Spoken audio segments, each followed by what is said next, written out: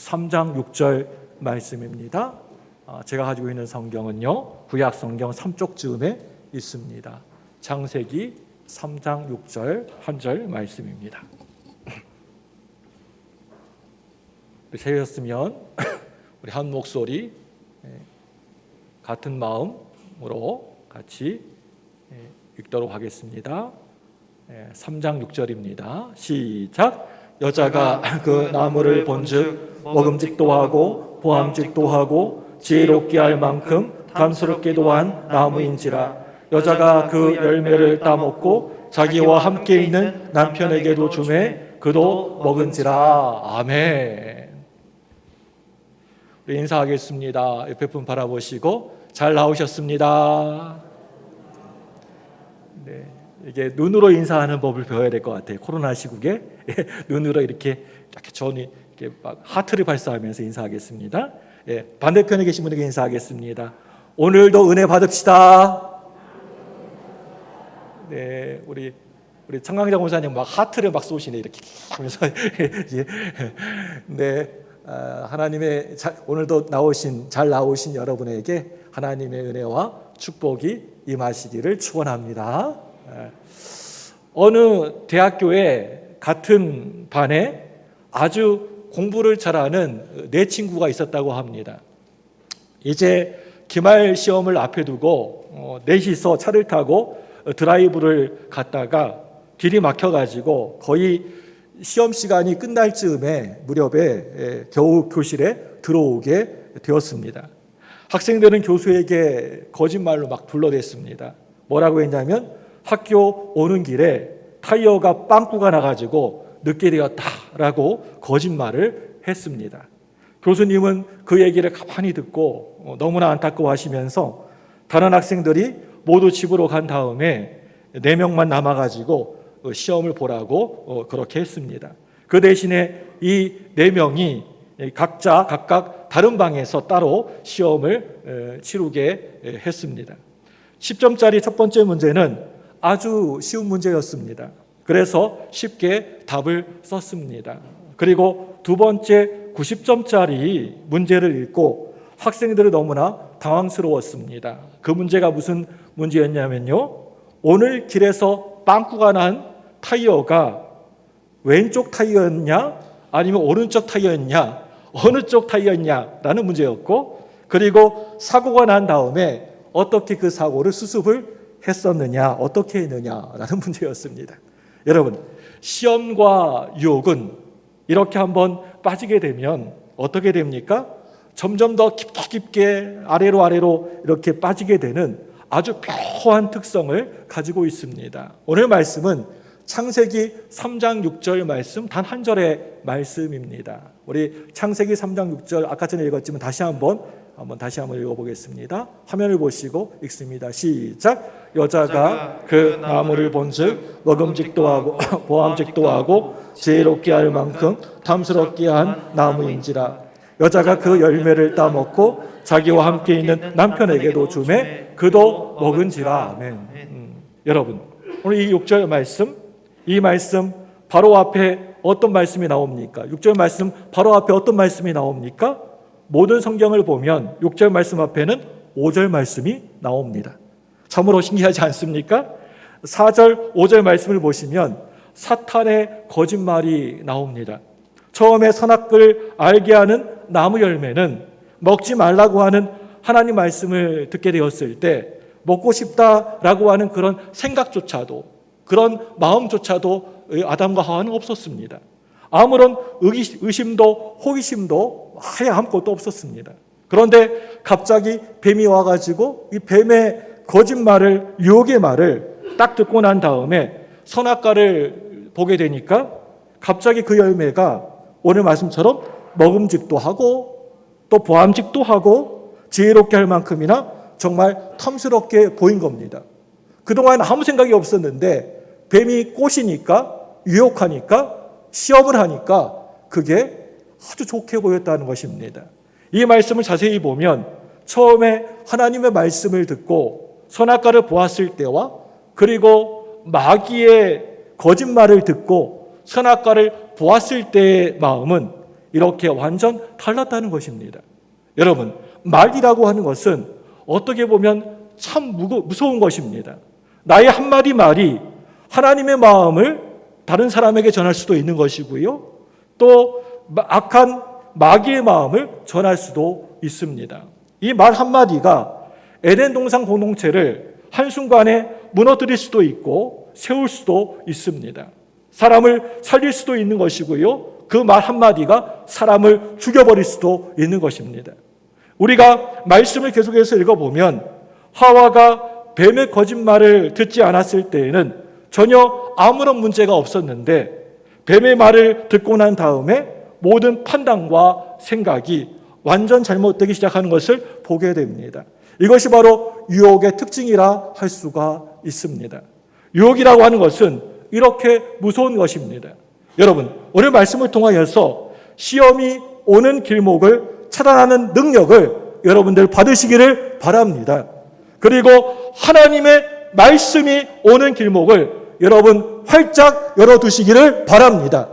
아담과 하와가 뱀의 유혹에 빠져가지고 선악과를 따먹는 이 사건을 타락이라고 얘기합니다. 혹시 여러분, 타락이라고 하는 말이 성경 창세기부터 요한계시록까지 66권 중에 어디에 나오는 말인지 여러분 아십니까? 혹시라도 성경에서 타락이라고 하는 말을 찾아오시는 분이 있으시다면 예배 다 끝난 다음에 저에게 오시면 제가 그분에게 큰 선물을 드리도록 하겠습니다. 타락이라는 말 나오는 거 동그라미 쳐가지고 저한테 가져오십시오. 제가 큰 선물을 드리겠습니다. 그런데 타락이라고 하는 말 자체는 66권 성경을 아무리 봐도 나오지가 않습니다. 창세기부터 요한계시록까지 샅샅이 읽어봐도 이 단어가 나오지 않습니다. 물론 타락에 대한 의미는 성경 이곳저곳에서 많이 나옵니다. 타락이라고 하는 말은 성경 외에 문서인 위경이 있는데 이 위경에 에스라 사서 7장 118절 말씀에 보면 등장하고 있습니다. 아담아, 너는 무슨 짓을 했는가? 죄를 지은 것은 너지만 타락은 우리 인간 모든 것이 되었도다 라고 하는 말이 위경인 에스라 사서에 나옵니다. 영국 런던 임페리얼 대학의 네사 캐리 교수라는 사람의 유전자는 내가 한 일을 알고 있다라고 하는 책이 있습니다. 우리 집안에는 저런 자식이 지금까지 한 명도 없었는데 쟤는 도대체 누굴 닮아가지고 저 모양이야? 이렇게 저주 아닌 저주를 퍼부어대는 사람들이 있습니다. 그 대답은 바로 부모, 당신 때문이라는 것입니다. 그 아이가 태어나기 전에 몇 년 동안 청년 시절 부모가 무엇을 먹었는가, 또 무엇을 또 보았는가, 어떤 경험을 했는가, 어떻게 살았는가. 그 여야에 따라서 어떤 유전자는 스위치가 켜져 있는 상태로 자식들에게 전달되기도 하고요. 또 어떤 유전자는 스위치가 꺼져 있는 상태로, 죽어 있는 상태로 자식들에게 그대로 전달되기도 한다라고 하는 겁니다. 이 책의 주장에 의하면 저는 저희 아버지가 목회를 하시면서 엄청난 스트레스를 많이도 받으셨던 것 같습니다. 그래서 이 책의 내용에 의하면 저 같은 사람은 스트레스에 무지 취약할 수밖에 없습니다. 저라고 하는 사람을 가만히 살펴보면 그것이 사실인 것 같습니다. 저는 사람을 참 좋아합니다. 사람 만나서 얘기하는 것도 좋아하고요. 사람과 함께 있는 거 좋아합니다. 그런데 저에게 자꾸만 스트레스를 주는 사람은, 정말 그런 사람은 별로 만나고 싶지 않은 게 사실입니다. 목사로서 그렇지 않아야 되는데 많이 노력을 해도 잘 안 되는 것 같습니다. 캐리 교수에 의하면 저의 유전자가 처음부터 그렇게 생겨먹었다라고 하는 겁니다. 우리 청소년들, 청년들, 이제 아기를 낳을 신혼 가정들, 가슴이 철렁한 얘기이지 않습니까? 더군다나 오늘 이 선악과는 어떤 나무였습니까? 영적인 나무, 인간 본질을 결정하는 나무 열매였습니다. 우리 조상이 이것을 먹어가지고 타락과 죄성이 모든 인간의 것이 되었다라고 하는 것입니다. 아무튼 신학의 참으로 어려운 문제 가운데, 난제 가운데 하나가 바로 전능하신 하나님이 왜 인간을 죄를 짓고 타락할 수밖에 없는 피조물로 하나님이, 그 전능하신 하나님이 그렇게 인간을 만드셨을까? 왜 아담과 하와의 타락을 미리 전능하신 분이 미리 막아주지 않으셨을까라고 하는 겁니다. 그런데 여러분 꼭 기억하시기를 바랍니다. 하나님은 인간을 짐승이나 동물로 만드시지 않았지만 하나님이 되도록 완전한 존재로 만드시지 않으셨습니다. 그런데 그뿐만이 아니라 하나님은 인간을 기계로 만들지 않았다는 것입니다.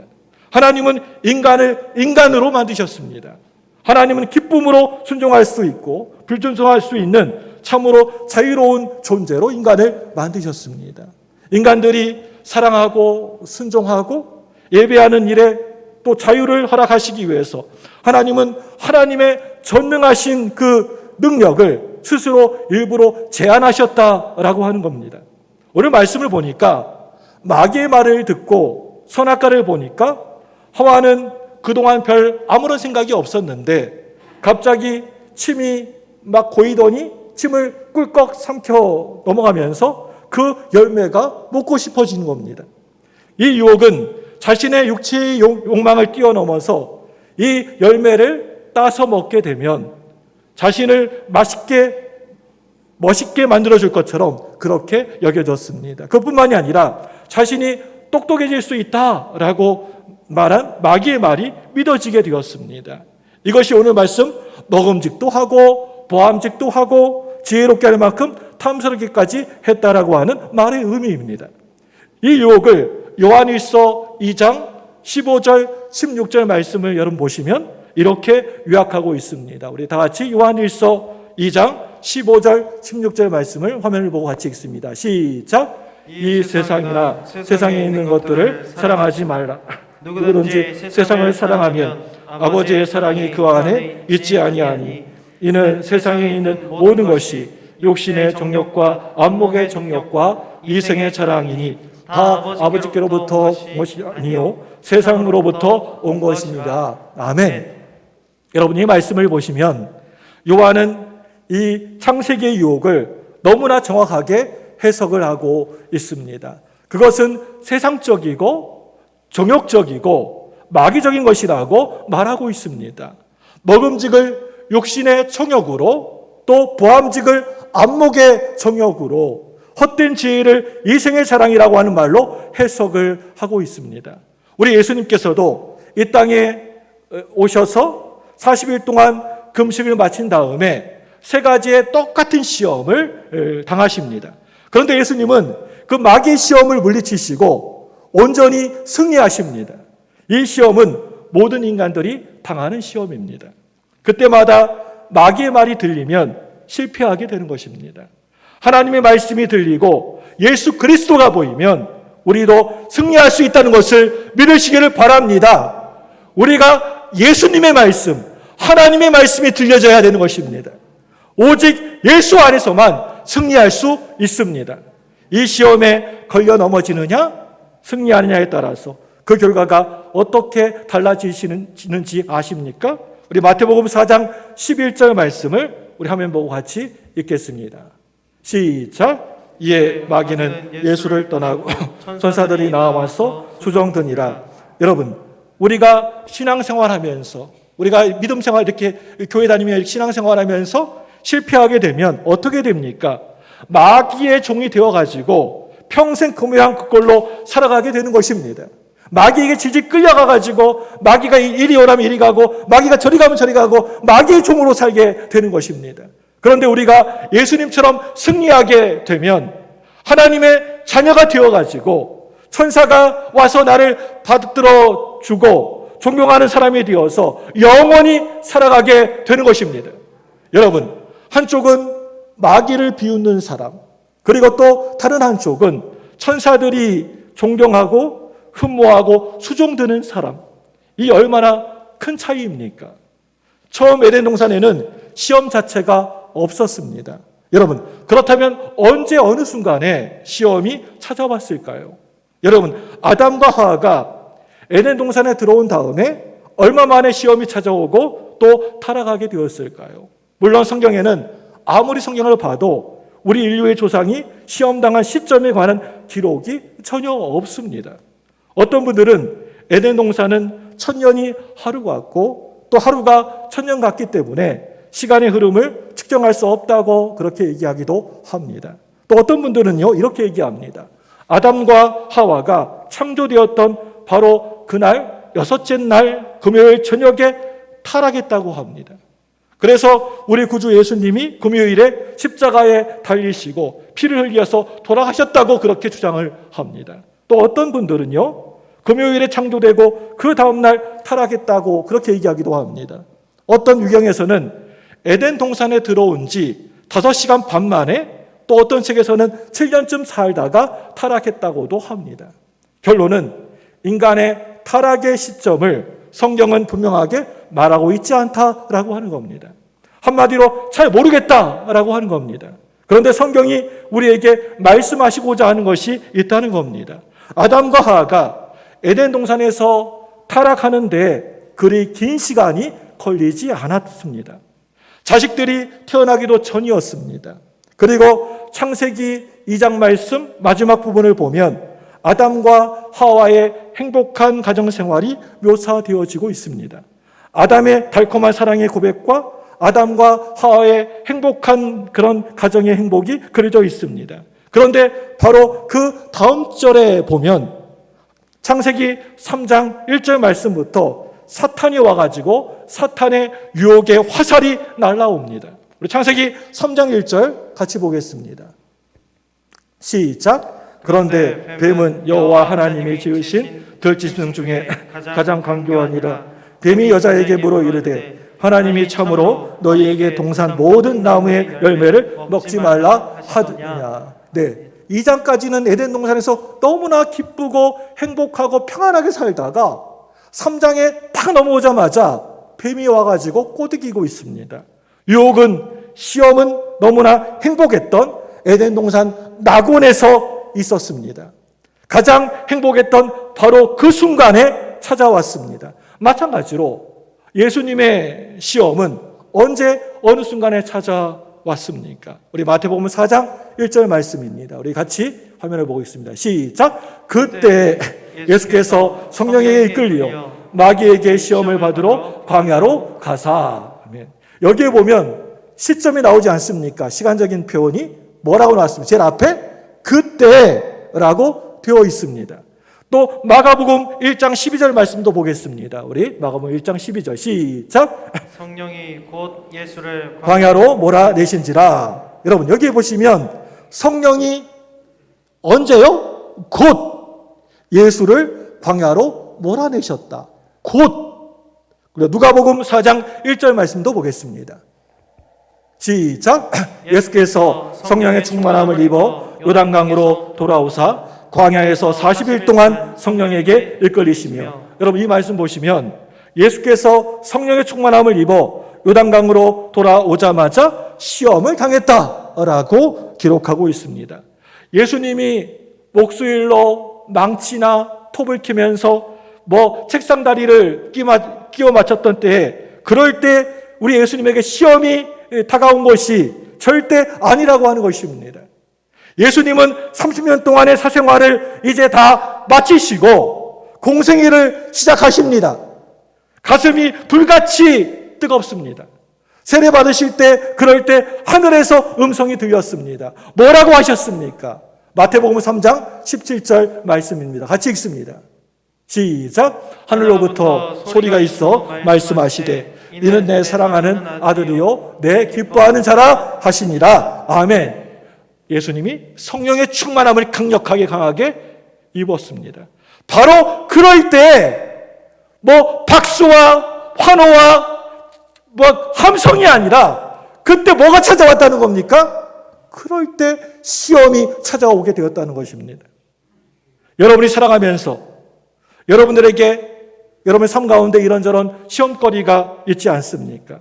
그것은요, 여러분들이 하나님의 자녀라고 하는 뜻이고, 여러분들이 아무 그렇게나 되는 대로 막 살아가는 사람이 아니라 하나님의 소중한 그런 소명이 있는 사람이라고 하는 그런 뜻입니다.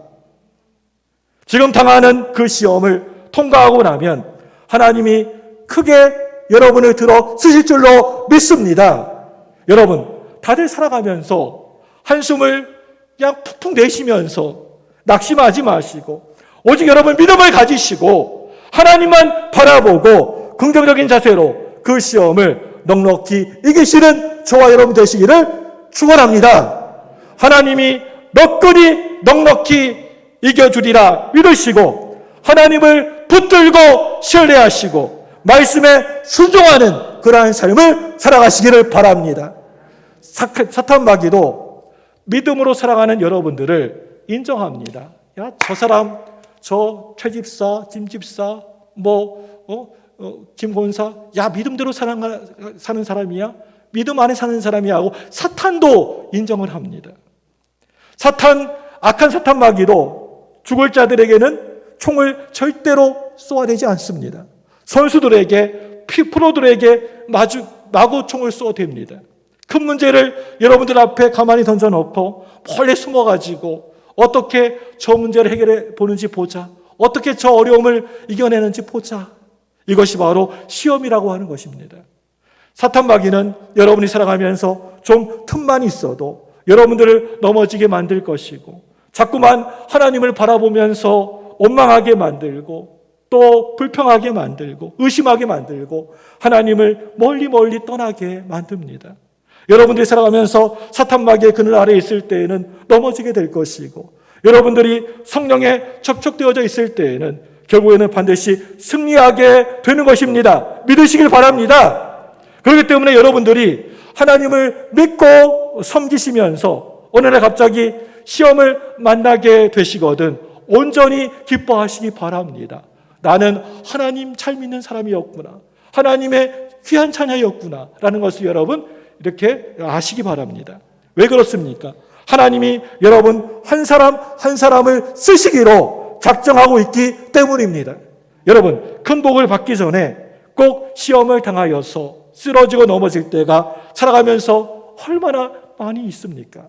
여러분 사탄 마귀는 왜 인간을 자꾸만 찝쩍거리고 시험을 들게 하는 것입니까? 이렇게 시험하는 그 목적이 무엇입니까?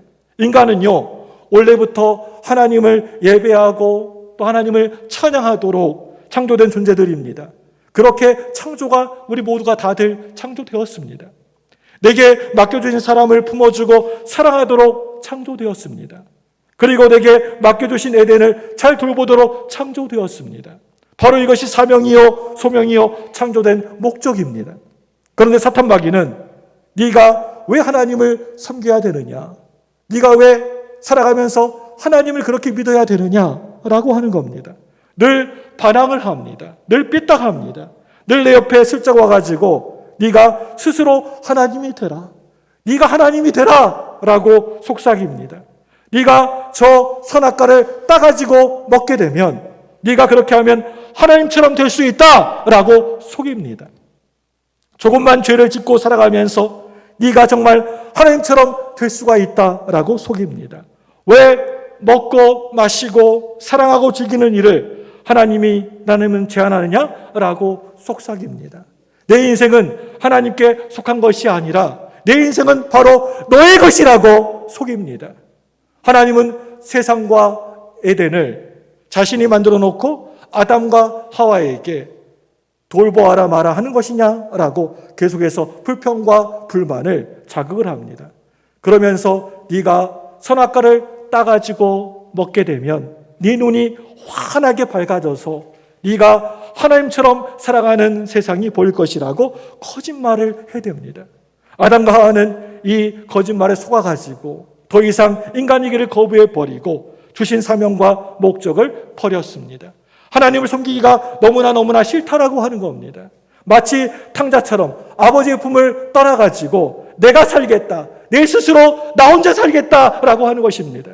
그런데 탕자가 아버지의 품을 떠나가는 바로 그 순간에 사탄 마귀의 품에서 살 수밖에 없다라고 하는 사실을 우리가 분명히 알아야 됩니다. 마귀가 예수님을 시험하는 그 목적이 무엇입니까? 마태복음 4장 3절입니다. 같이 읽습니다. 시작. 시험하는 자가 예수께 나와 이르되 내가 만일 하나님의 아들이거든 명하여 이 돌들로 떡덩이가 되게 하라. 아멘. 또 마태복음 4장 6절입니다.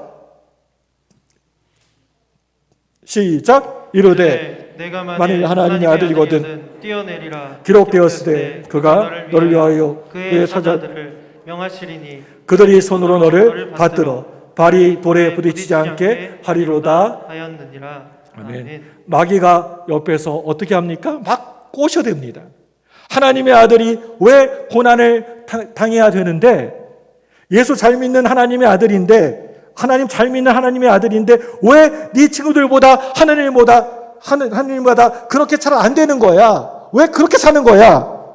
야, 너 수단방도 가릴 것 없어. 일단은 세상에서 성공 한번 해보자고. 일단은 영광을 얻어보자고. 이렇게 옆에서 유혹을 하는 겁니다. 성령님은 이런 상황 가운데 있는 오늘 우리들에게 이렇게 말씀하십니다. 네가 만일 하나님의 아들이거든 당당하게 그 시험에 부딪혀봐라. 네가 정말 하나님의 아들이라고 한다면 십자가를 두려워하지 말고 당당하게 그 십자가를 짊어져라! 라고 성령님이 나에게 얘기하십니다. 그런데 사탄 마귀가 우리를 끊임없이 유혹을 합니다. 뭐라고 유혹을 합니까? 네가 하나님의 아들이라면 십자가를 지고 고생할 게 뭐 있어? 네가 뭐가 못나가지고 그 고생을 해야 되는데, 네가 왜 물질 손해를 당해야 되는데? 하나님 떠나. 그런 하나님 믿지도 마. 떠나버려.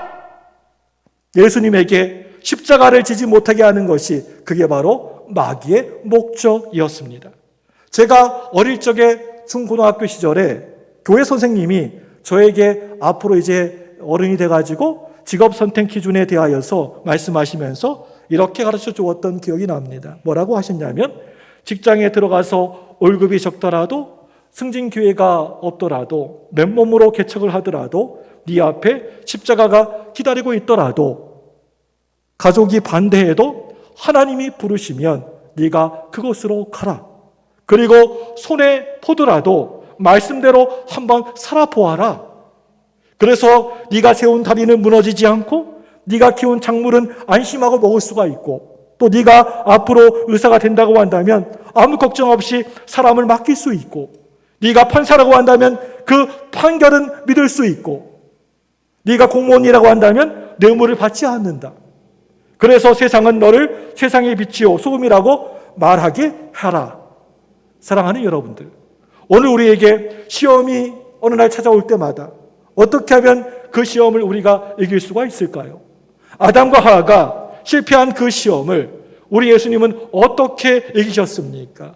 그 돌들로 명하여서 떡을 만들어 먹어라 라고 할 때 예수님은 뭐라고 하셨습니까? 사람이 떡으로만 살 것이 아니요 라고 하고 있습니다. 여기에서 만자가 정말 중요한 것입니다. 떡으로만, 이 만자가 중요한 말입니다. 우리 기독교는 떡을 무시하는 종교가 절대 결코 아닙니다. 돈 많은 부자가 되고 경제적인 부를 누리는 것을 무시하는 종교가 아닙니다. 세계 어디를 가보더라도 예수 잘 믿는 기독교 국가는 다들 잘 살고 있는 것을 보게 됩니다. 그런데 사탄 마귀는 꼭 이렇게 말을 합니다. 뭐라고 얘기합니까? 이 세상에 살아가면서 떡이 전부야. 떡이 있어야지. 떡이 전부야. 돈이 최고라고. 떡이 먼저야. 너무나 중요해. 예수님은 말씀하십니다. 사람이 떡으로만 살 것이 아니요. 하나님의 말씀으로 산다. 말씀이 먼저다. 말씀이 소중하다. 말씀이 귀하다. 우리 부모님들이 우리 자식들 이 세상의 교육에 성공하려고 물질 우선주의를 가르치는 사이에 그만 하나님 나라의 우선순위가 무너지게 되었고 잃어버리고 만 것입니다. 너무나 속상하고 안타까운 일이라고 생각합니다. 오직 공부, 대학 이런 입시 위주의 교육을 하는 사이에 우리 자녀들의 신앙 교육을 다 그만 잃어버리고 말았습니다. 경제 가치관을 가르치는 사이에 하나님 나라의 가치를 잃어버리고 말았습니다. 아이들에게 우리 기도하자. 이리 와라. 같이 말씀 읽자. 우리 말씀 외우자. 오직 말씀을 붙들고 살자. 하나님 사랑하면서 살자. 우리 예수 잘 믿으면서 살자. 바르게 사는 길을 솔직히 가르치지 못했습니다. 좋은 대학 가야 된다. 좋은 직장 가야 된다. 출세해야 된다라는 것은 목 터져라 외쳤지만 예수 잘 믿어야 된다. 기도하자. 말씀 보자. 말씀대로 살자. 이렇게 얘기하지를 못했습니다. 맨날 하는 말이 공부 좀 해라잉. 학원 좀 가라잉. 꼭 성공해라. 출세해라. 치열한 생존 경쟁 대열에서 절대 처지지 말고 이겨야 된다. 다른 것이 아니라 오로지 이것만 지금까지 가르쳤습니다. 아이들이 학원에 갈 줄 알았지만 그만 교회에 나오는 것을 잃어버리고 말았습니다. 교회 중직자들 자녀들도 시험 때가 되면 교회 와서 예배를 잘 드리지 않습니다. 얼굴 보기가 어렵습니다. 영혼이 조금씩 모르는 사이에 죽어가고 있는데 지옥을 향하여서 열심히 막 지옥문을 향해서 달려가고 있는데 우리는 어느 순간부터 가슴을 쥐어 뜯으면서 치면서 통곡하는 일을 잃어버리고 말았습니다. 너무나 잘못 가르친 것 같습니다. 저부터서. 우리 부모된 우리들이 이러한 죄를 진심으로 가슴을 치면서 회개해야 된다라고 생각합니다. 내 자식 남편 잘 되고 출세하고 성공시키려다가 신앙 빼앗아 먹었으면 오늘 이 시간 회개하시기를 바랍니다. 사람이 떡으로만 살 것이 아닙니다. 오직 하나님의 말씀이 너를 살릴 것이니라. 아멘. 말씀이 살아야만 이 나라와 민족이 살 수 있습니다. 말씀이 살아야만 네가 살 수 있다. 말씀이 살아야만 우리 가정이 가문이 살 수 있다. 여러분, 이 세상 다른 것이 아니라 이렇게 똑바로 말씀 안에서 신앙 안에서 가르쳐야 됩니다. 이렇게 가르치는 저와 여러분들 되시길 바랍니다. 예수님은 이 세상에 있는 그런 떡이 아니라 오직 하나님의 말씀으로 산다라고 말씀하십니다. 떡이 우선이 아니라 하나님의 말씀이 우선이라고, 떡이 최고가 아니라 하나님이 최고라고 말씀을 하십니다. 예수님이 시험을 당하셨던 것처럼 우리들도 살아가면서 언제 어느 순간에 시험을 당할 수가 있습니다. 우리가 살아가면서 시험을 당할 때마다 우리는 믿음의 주여 온전케 하시는 예수를 믿음의 눈, 영의 눈으로 바라보시기를 바랍니다.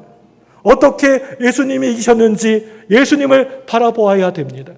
아라비아에서 명마를 훈련하는 조련사들이 있습니다. 훈련을 다 마치고 마지막 관문이 있는데요. 그게 뭐냐면 말에게 소금을 아주 잔뜩 먹인다고 합니다. 그 소금, 짠 소금을 그 말에게 먹인다고 합니다.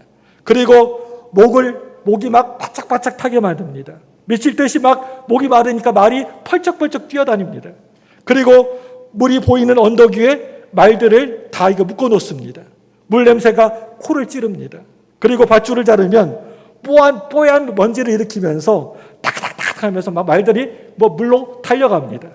강물에 도달했을 때 주련사가 피리를 불면서 스톱! 멈춰! 하고 명령을 내립니다.